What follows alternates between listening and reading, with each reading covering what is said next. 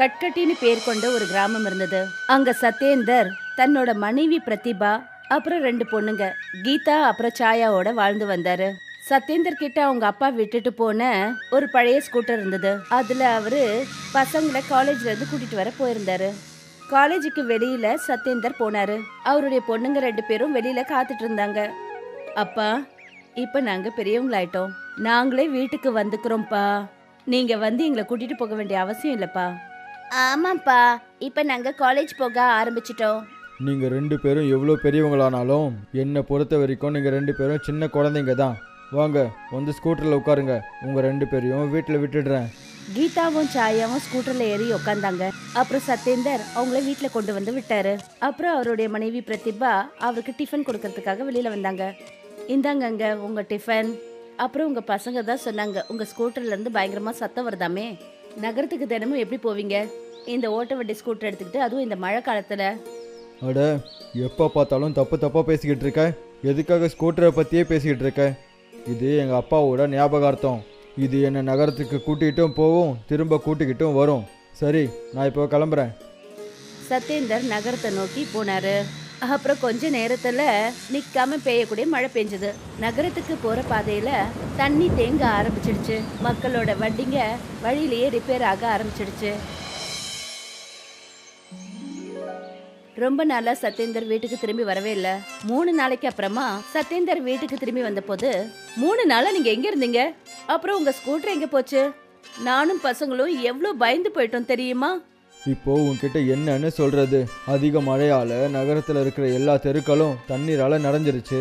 அதனால நான் போற வழியிலேயே மாட்டிக்கிட்டேன். அப்புறம் என் ஸ்கூட்டரும் ரிப்பேர் ஆயிடுச்சு. அதிக மழை பெய்யறதுனால ட்ரெயின் எல்லாரும் ரத்து பண்ணிட்டாங்க. என்னோட ஸ்கூட்டர் மொத்தமாகவே ரிப்பேர் ஆயிடுச்சு. அதனால நான் ஸ்கூட்டரை நகரத்திலேயே ஒரு இடத்துல விட்டுட்டு வந்துட்டேன். பரவாயில்ல விடுங்க, இது எல்லாமே நடக்கிற விஷயங்கள் தானே. இந்த இயற்கைக்கு எதிராக யார் தான் என்ன பண்ண முடியும்? சத்யேந்தரும் பிரதிபாவும் பேசுறத கீதா கேட்டுட்டா. அப்புறம் தன்னுடைய தங்கையை கூட்டிக்கிட்டு காட்டு பக்கமா போய்கிட்டு இருந்தா. அக்கா, நீங்க எதுக்கு என்ன இங்க கூட்டிட்டு வந்தீங்க? அப்பாவோட ஸ்கூட்டர் ரிப்பேர் ஆயிடுச்சு. அப்புறம் அவர் வேலை செய்யறது நகர பகுதியில. இந்த மழைனால நகரத்துக்கு போற வழி அப்புறம் ட்ரெயின் எல்லாத்தையுமே நிறுத்திட்டாங்களாம். நாம அப்பாவுக்காக புது ஸ்கூட்டர் வாங்கி ஆகணும். ஆனா நம்மளால எப்படி ஸ்கூட்டர் வாங்க முடியும்? அவ்வளோ பணம் நம்ம கிட்ட ஏது? அப்புறம் வாங்கியும் என்ன பிரயோஜனம்? ரோடே தண்ணிக்குள்ள முழுகி போயிடுது. அதுக்கு நாம தண்ணியில ஓடுற மாதிரி ஒரு ஸ்கூட்டரை செஞ்சாகணும். அவங்க 2 பேரும் பேசிட்டு இருக்கும்போது அந்த இடத்துல ஒரு சயின்டிஸ்ட் அவங்க பேசுறத கேட்டுட்டாரு. அப்புறம் அவங்க கிட்ட வந்து என்ன சொன்னாருன்னா, நீங்க 2 பேரும் கண்டிப்பா அந்த மாதிரி ஸ்கூட்டர் பண்ணலாம், தண்ணியில போற ஸ்கூட்டர். சார், நீங்க யாரு? நான் எதிர்காலத்திலிருந்து வந்திருக்கேம்மா. நான் ஸ்கூட்டரை தண்ணியில் எப்படி ஓட்டுறதுன்னு உனக்கு சொல்லி கொடுக்குறேன். சயின்டிஸ்ட் அவங்களுக்கு 2 கேப்சூல்ஸ் அப்புறம் ஒரு சீட்டு கொடுத்தாரு. இந்த 2 கேப்சூலையும் நான் எதிர்காலத்திலிருந்து எடுத்துட்டு வந்தேன். இதை சாப்பிட்டீங்கன்னா நீங்கள் 2 பேரும் புத்திசாலி ஆயிடுவீங்க. அப்புறம் இந்த சீட்டில் தண்ணியில் போகிற அந்த ஸ்கூட்டரை எப்படி செய்யணும்னு எழுதப்பட்டிருக்கு. கவனமாக பண்ணுங்க. எந்த பொருளை நீங்கள் பயன்படுத்துறீங்களோ அதோட விகிதங்கள் எல்லாம் குறைவாவோ அதிகமாவோ ஆச்சுன்னா அப்புறம் பிரச்சனை ஆயிடும். நாங்க கவனமா பண்றோம். உங்களுக்கு ரொம்ப ரொம்ப நன்றி. சரி பசங்களா, நான் கிளம்புறேன். நான் சரியான நேரத்துக்கு திரும்பி போறதுக்கான நேரம் வந்துடுச்சு. அந்த சயின்டிஸ்ட் அங்கிருந்து போயிட்டாரு.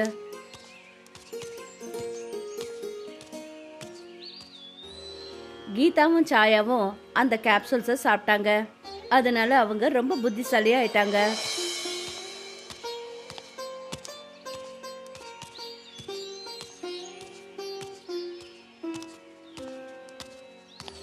சாயா, நாம இந்த ஸ்கூட்டரை செய்ய ஆரம்பிச்சிட்டோம். ஆனா இந்த ஸ்கூட்டரை முழுமையா செய்யறதுக்கான பணம் நம்ம கிட்ட இல்லையே.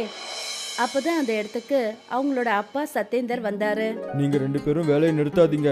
எவ்வளவு பணம் தேவைப்படுதோ நான் உங்களுக்கு கொடுக்குறேன். ஒரு வேளை இதுல உங்களுக்கு வெற்றி கிடைச்சா அப்புறம் நிறைய பேரோட வெற்றிகள் தீர்ந்து போயிடுமே. கீதாவும் சாயாவும் 2 பேரும் சேர்ந்து ரொம்ப கஷ்டப்பட்டு இந்த ஸ்கூட்டர் செய்யறாங்க.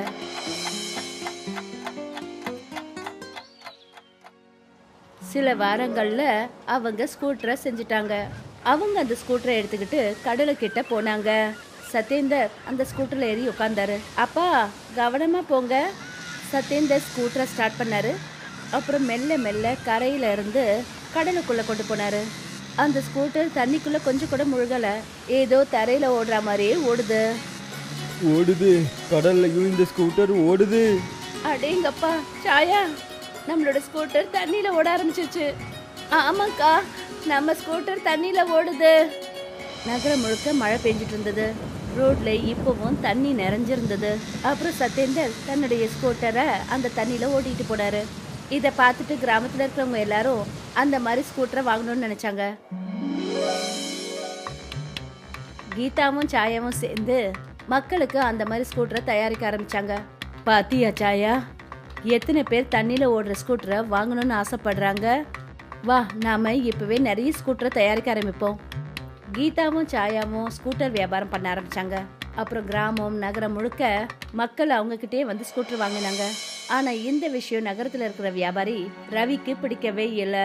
அப்புறம் அவரு தன்னோட வேலைக்காரர் ராஜு கிட்ட என்ன சொன்னார்னா, எப்போ அந்த சத்யேந்தர் ஸ்கூட்டர்காரன் தண்ணியில் போகிற மாதிரியான ஸ்கூட்டரை செஞ்சானோ நம்ம கிட்ட யாரும் ஸ்கூட்டரை வாங்கவே விரும்பலையே. முதலாளி, நான் என்ன கேள்விப்பட்டேன்னா சத்யேந்திர ஸ்கூட்டருக்காரன் அந்த சத்யேந்தருக்கு 2 பொண்ணுங்க இருக்காங்க. அவங்க தான் இந்த தண்ணியில் போகிற ஸ்கூட்டரை செஞ்சுருக்காங்கன்னு சொல்கிறாங்க. அவங்க ரொம்பவே புத்திசாலியான பொண்ணுங்க. நாம் ஏதாவது ஒன்று பண்ணியே ஆகணும், இல்லைன்னா அந்த பொண்ணுங்க நம்ம வியாபாரத்தையே முடிச்சிடுவாங்க. நாம் உடனடியாக ஏதாவது செஞ்சாகணும். அதெல்லாம் சரிதான் முதலாளி, ஆனால் நாம் எப்படி போகிறது? மழை இவ்வளோ அதிகமாக பெய்யுது. இதனால் தெருக்கள் முழுக்க நிறைய தண்ணி தேங்கி நிற்கிது. உங்கள் வண்டி ரிப்பேர் ஆகிடும் முதலாளி. நான் என்ன சொல்கிறேன்னா சத்யேந்திரனோட ஸ்கூட்டர் வாங்கலாமா? இங்கேருந்து ஓடி போயிடு. ராஜு ரவி 2 பேருமே கிராமத்துல கீதா அப்புறம் சாயாவோட ஃபேக்டரிக்கு வந்தாங்க. நீயே பார்க்குறல்ல ராஜு, இவ்வளோ குறைஞ்ச நேரத்தில் எவ்வளோ பெரிய ஃபேக்ட்ரியை கட்டிட்டாங்கன்னு பார்த்தல. முதலாளி, நம்மளோடதை விட இந்த ஃபேக்ட்ரி கொஞ்சம் தான் சின்னதாக இருக்குது. இன்னும் கொஞ்ச நாளில் நம்ம ஃபேக்ட்ரியை விட இது கண்டிப்பாக பெரிய ஃபேக்ட்ரி ஆகிடும். அட, எப்போவாவது நல்ல வார்த்தையே பேசு ராஜு. சரி முதலாளி, என்னை மன்னிச்சிருங்க. நான் ஏதோ அறிவில்லாமல் பேசிட்டேன். சார், நீங்க? நான் நகரத்தில் ஸ்கூட்டர் விற்கிற வேலையை செஞ்சுக்கிட்டு இருக்கேன். நீங்கள் எப்போலேருந்து இந்த ஸ்கூட்டர் விற்க ஆரம்பிச்சிங்களோ அப்போலேருந்து என்னோட வியாபாரம் மந்தமாக போயிட்டுருக்கு. ஒருவேளை நீங்கள் இந்த ஸ்கூட்டரை விற்கணுன்னா கிராமத்திலேயே விற்றுக்கோங்க. எதுக்காக வந்து நகரத்தில் விற்றுக்கிட்டு இருக்கீங்க? சார், நீங்க என்ன சார் பேசுறீங்க? எங்க ஸ்கூட்டர்னால மக்களுக்கு எவ்வளவு உதவியா இருக்கு தெரியுமா? இப்போ ரோடு வழியா மட்டும் இல்ல, கடல் பாதை வழியா கூட ஜனங்க சீக்கிரமா நகரத்துக்கும் நகரத்துல இருந்து கிராமத்துக்கும் வராங்க. இந்த நல்ல விஷயம் எல்லாருக்குமே பயன்படட்டுமே. இந்த ஸ்கூட்டரை விற்கிறத நிறுத்திக்கோங்க. பாசமாக சொல்கிறேன், அடுத்த தடவை நான் இவ்வளோ நல்லவனாலாம் இருக்க மாட்டேன். வா ராஜு. முதலாளி, இவங்க கிட்ட இருந்து ஒரு ஸ்கூட்டரை நம்ம வாங்குவோம். ரொம்ப கஷ்டப்பட்டு இங்கே வந்திருக்கோம். ஒரு ஸ்கூட்டரை வாங்கிக்கோங்களேன், அப்புறமா அதை திருப்பி கொடுத்துடலாம். ஏய் முட்டாள், வாயை மூடு. தாராளமா எடுத்துட்டு போங்க. இங்க எங்க கிட்ட நிறைய ஸ்கூட்டர் நாங்க வச்சிருக்கோம். ரவியும் ராஜுவும் அங்கிருந்து கிளம்பினாங்க. அப்புறம் அவங்களோட ஆபீஸ்க்கு வந்துட்டாங்க. ஏதாவது ஒன்று செஞ்சே ஆகணும், இல்லைனா நாம் 2 பேரும் தெருவுக்கு வந்துடுவோம். அதாவது தண்ணிக்குள்ளே வந்துடுவோன்னு சொல்ல வந்தேன். அப்போ நம்ம தண்ணியில் மாட்டிக்குவோம். முதலாளி, என் கையில் ஒரு பெரிய விஷயம் கிடச்சிருக்கு. இங்கே பாருங்க, இந்த காகிதத்தில் தண்ணியில் போகிற ஸ்கூட்டரை எப்படி செய்யணுன்றது தெளிவாக எழுதியிருக்கு. அவங்க இதை ரொம்ப பத்திரமான இடத்துல வச்சுருந்தாங்க. நான் இதை திருடிட்டேன். அட, நான் மறந்தே போயிட்டேனே. நீ மோசமானவன் மட்டும் இல்லை, ஒரு திருடனும் கூட. சரி, அந்த பேப்பரை கொடு. இனிமே தண்ணியில் போகிற ஸ்கூட்டரை செய்யறதுக்கான வழிமுறை நம்மக்கிட்ட இருக்கு. நாம் அதை இன்னும் சூப்பராக செய்யலாம். ரவி ராஜு 2 பேருமே ஸ்கூட்டர் தயாரிக்க ஆரம்பிச்சாங்க.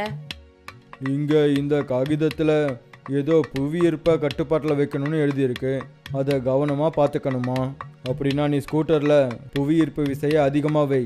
அதுக்கப்புறம் நம்ம வண்டி வேகமாகவும் சூப்பராகவும் தண்ணியில் போகும். சரி முதலாளி, இப்போவே செஞ்சிடுறேன்.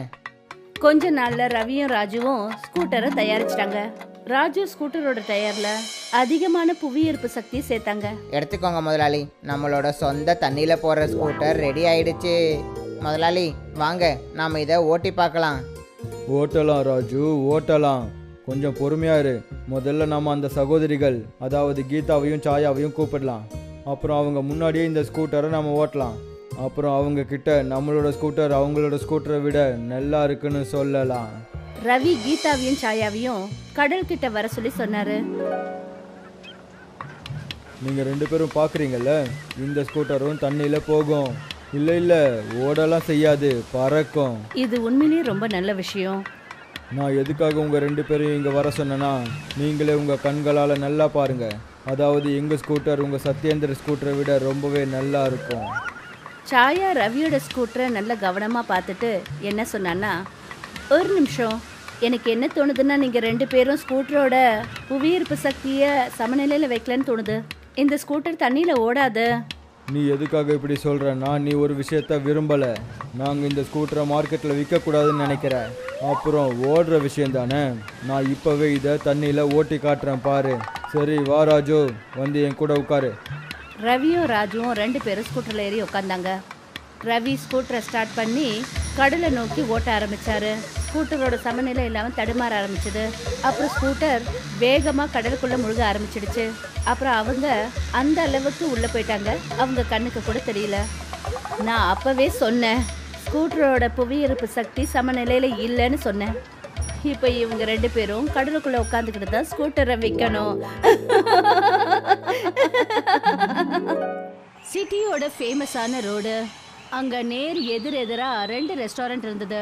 கடல் சுவை கொண்ட ஃபிஷ் ரெஸ்டாரண்ட், அப்புறம் Raju tandoori house chicken restaurant. 2 இடத்துலையும் நல்ல கஸ்டமர் கூட்டம் இருந்தது. ஆனா சில நாளா ராஜுவோட ரெஸ்டாரண்ட்ல கூட்டம் அதிகமாக ஆரம்பிச்சது. அதனால கோபாலுக்கு பொறாமை ஆயிடுச்சு. கோபால் வீட்டுக்கு வந்ததுமே, என்னாச்சு, ஏன் இவ்வளோ கோவமா இருக்கீங்க? வேற என்ன பண்ணுறது, அந்த ராஜு அவனோட சிக்கன் தந்தூரி எல்லாருக்குமே ரொம்ப பிடிச்சிருக்கு. மொத்த மார்க்கெட்லேயும் அதை பற்றி தான் பேசிகிட்டு இருக்காங்க. என்னோட கஸ்டமர்ஸும் இப்போ அங்கே தான் போக ஆரம்பிச்சிட்டாங்க. இதுல பொறாமப்படுறதுக்கு என்ன இருக்கு? நீங்களும் உங்களோட மீன் சுவையை இன்னும் அதிகமாக்குங்க, மக்கள் அவங்களே திரும்பி வந்துருவாங்க. ராஜு தன்னுடைய கிச்சன்ல தந்தூரி மசாலா அரைச்சுக்கிட்டு இருந்தாரு. அப்பதான் ஒரு கஸ்டமர் வேகமா உள்ள வந்தாரு. அட ராஜு அண்ணா, வெளியே என்ன இருக்குன்னு உங்களுக்கு தெரியுமா? என்னாச்சு? ராஜுவும் மீராவும் வெளியில வந்தாங்க. அப்புறம் எதிர்க்க கோபாலோட ரெஸ்டாரண்ட்டை அவங்க பார்த்தாங்க. அங்க ஒரு பெரிய போர்டு வச்சிருந்தாங்க, சிக்கன் உடம்புக்கு கெடுதல், மீனை சாப்பிடுங்க, ஆரோக்கியமா இருங்க. இந்த கோபாலுக்கு எவ்வளோ தைரியம்! முதல்ல அவர் எதுக்காக அந்த மாதிரி செஞ்சாருன்னு யோசிங்க. ஏன் அப்படி பண்ணணும்? அதுக்கு தான் என் வியாபாரம் அவனோட விட நல்லா போகுதுல்ல, அதனால தான் பொறாமப்படுறான். இப்போ அவனுக்கு பாடம் கற்றுக் கொடுத்தாகணும். அதுக்கு இது சரியான வழி கிடையாதுங்க. நீங்க உங்க சுவையிலையும் சேவையிலையும் மட்டும் கவனத்தை செலுத்துங்க. இல்லை மீரா, அவனால் இந்த மாதிரிலாம் பண்ண முடியும்னா அப்போ இந்த ராஜுவும் யாருக்கும் குறைஞ்சவே இல்லைன்னு நான் அவனுக்கு காட்டுறேன். கோபால் தன்னுடைய கஸ்டமர்களோட சுத்தி இருந்தாரு. அப்பதான் ரோட்டோட அந்த பக்கம் ஒரு சலசலப்பு ஏற்பட்டுச்சு. கோபால் வெளியே வந்தாரு. அப்புறம் அவர் பார்த்தாரு, ராஜு தன்னுடைய ரெஸ்டாரண்ட்டுக்கு வெளியில ஒரு பெரிய போர்டு போட்டிருந்தாரு. மீன்ல ஒரே முள்ளு முள்ளா இருக்கும், உண்மையான சுவை தந்தூரி சிக்கன்ல தான் இருக்கு. நல்ல விளையாட்டு தான் ராஜு, ஆனா இது வெறும் ஆரம்பம் மட்டும்தான். இன்னொரு பக்கம் ராஜுவும் கோபாலை பார்த்து முறைக்க ஆரம்பிச்சாரு. 2 பேருக்கும் நடுவுல இப்போ சண்டைக்கான சூழல் ஏற்பட்டுச்சு. கோபால் தன்னுடைய ரெஸ்டாரண்ட்ல உட்கார்ந்துருந்தாரு. அப்பதான் அவருடைய ரொம்ப விசுவாசமான வேலைக்காரர் ரமேஷ் உள்ள வந்தாரு. முதலாளி, நீங்க எதை தெரிஞ்சுக்கணும்னு நினைச்சீங்களோ அதை நான் தெரிஞ்சுக்கிட்டேன். என்ன தெரிஞ்சுக்கிட்ட? ராஜு அவனோட தந்தூரியில் சில மசாலாக்களை போடுறான்ல, அது ரொம்ப ஸ்பெஷலான மசாலா. ஒருவேளை நமக்கு அந்த சீக்ரெட் ரெசிபி கிடைச்சதுன்னா அப்போ நாமளும் தந்தூரி மீன் செஞ்சு அவன் கூட போட்டி போட முடியும். அற்புதம்! ஆனால் அந்த மசாலாவை எப்படி கண்டுபிடிக்கிறது? நான் என்ன யோசிச்சேன்னா, நான் ராஜுவோட ரெஸ்டாரண்ட்டுக்கு ஒரு கஸ்டமர் மாதிரி போய் அவனோட கிச்சனுக்குள்ளே போகிறதுக்கு முயற்சி பண்ணுறேன். ஒரு தடவை நான் உள்ளே போயிட்டேன்னா அந்த மசாலாவோட ரகசியம் நமக்கு தெரிஞ்சிடும். சபாஷ் ரமேஷ், நீ மட்டும் இந்த வேலையை சரியா செஞ்சனா அப்புறம் நான் உனக்கு பரிசு கொடுப்பேன். அவருக்கு முழு நம்பிக்கை இருந்தது. அதாவது அவரு ராஜுவை தோக்கடிச்சிடலாம்னு. ராஜு கிச்சன்ல மீட் கட் பண்ணிட்டு இருந்தாரு. அப்பதான் ஒரு வேலைக்காரர் அங்கிருந்து ஓடி வந்தாரு. முதலாளி, வெளியே ஒரு விசித்திரமான விஷயம் நடக்குது. இப்போ என்னாச்சு? இங்கே பாருங்க, நியூஸ் பேப்பரில் என்ன போட்டிருக்கான்னு பாருங்க.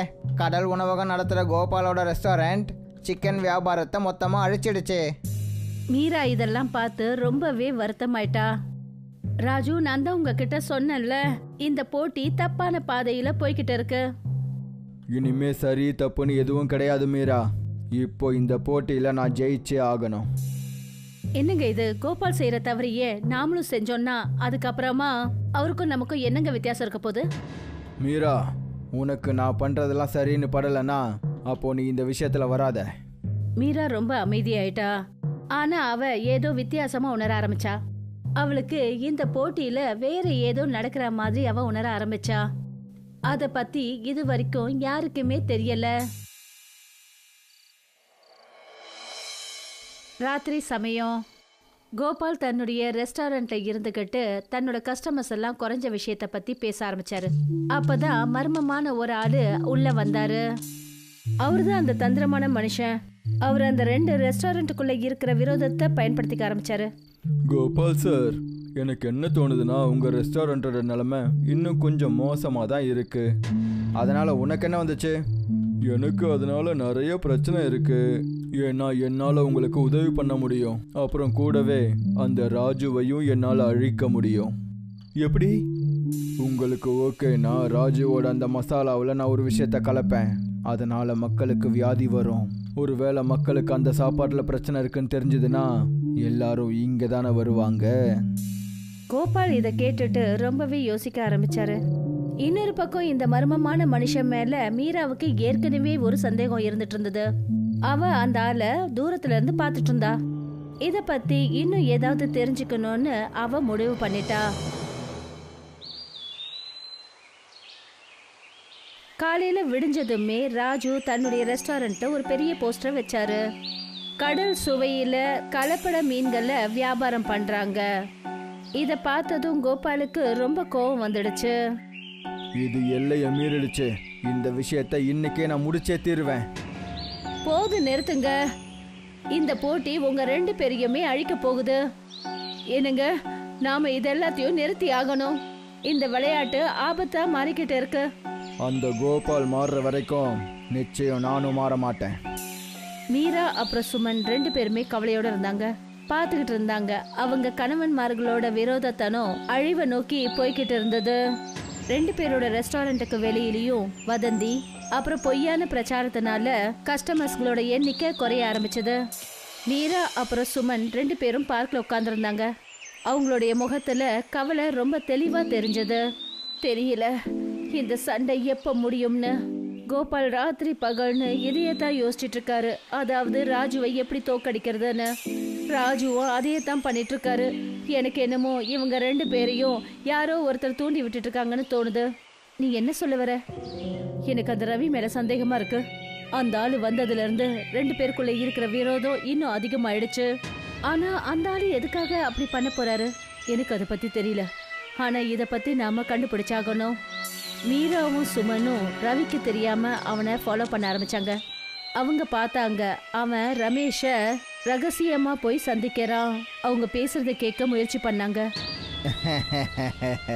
இங்க பாரு ரமேஷ், நம்ம 2 பேரோட வேலையும் ஒன்று தான். அவங்க 2 பேருக்கும் நடுவில் பிரச்சனை எவ்வளோ அதிகமாகுதோ அப்போதான் அந்த 2 ரெஸ்டாரண்ட்டும் நம்ம 2 பேருக்கும் கிடைக்கும். அதனால தான் அவங்க 2 பேரோட பிரச்சனையில் நான் தீயை மூட்டிக்கிட்டே இருந்தேன்.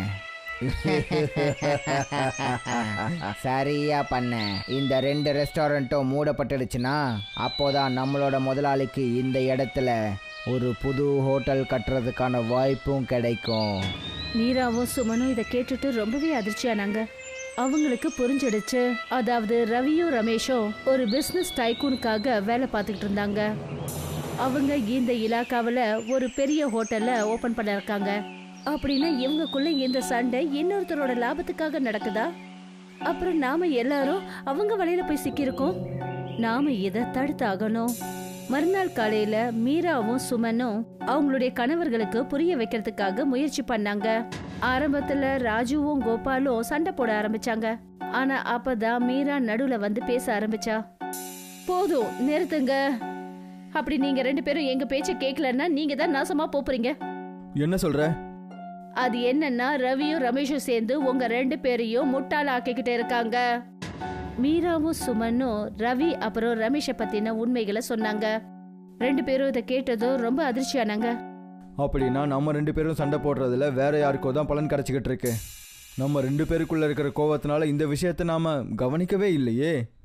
ராஜு அப்புறம் கோபால் மீரா அப்புறம் சுமனோட சேர்ந்து ஒரு திட்டம் போட்டாங்க. இந்த ரவி அப்புறம் ரமேஷை வர வச்சாங்க. அப்புறம் அவங்க என்ன நினைச்சுக்கிட்டாங்கன்னா அவங்களுடைய திட்டம் வெற்றி அடைய போகுதுன்னு. ஆனா அப்பதான் போலீஸ் வந்தாங்க. உங்களை பத்தின எல்லா உண்மைகளும் இப்போ எங்களுக்கு தெரிஞ்சிருச்சு. இப்போ நீங்க 2 பேரும் ஜெயிலுக்கு போறீங்க. போலீஸ் அவங்க 2 பேரையும் பிடிச்சு கொண்டு போனாங்க. ரவி அப்புறம் ரமேஷ் பிடிப்பட்டதுக்கு அப்புறமா கோபாலும் ராஜுவும் ஒருத்தர் பாத்துக்கிட்டாங்க. இனிமே நமக்கு சண்டை வேண்டாம். நம்ம 2 பேரும் அவங்கவுங்க ரெஸ்டாரண்ட் பார்த்துக்குவோம். ஆனால் நேர்மையாக கடினமாக உழைப்போம். கண்டிப்பா யாராலையும் கோவப்பட்டு ஜெயிக்க முடியாது. உண்மையான வெற்றி உழைப்பாலையும் நம்பிக்கையாலையும் தான் கிடைக்கும். சுமனும் மீராவும் இப்பதான் நிம்மதியா மூச்சு விட்டாங்க. அந்த 2 ரெஸ்டாரண்ட்லயும் மறுபடியும் சுபிக்ஷமான தருணங்கள் ஆரம்பிச்சது. அப்புறம் கஸ்டமர்ஸோட கூட்டம் அதிகமாக ஆரம்பிச்சது. இப்ப 2 பேரும் ஒருத்தருக்கு ஒருத்தர் மதிப்பு மிக்கவர்களா இருந்தாங்க. ஆனா நேர்மையோட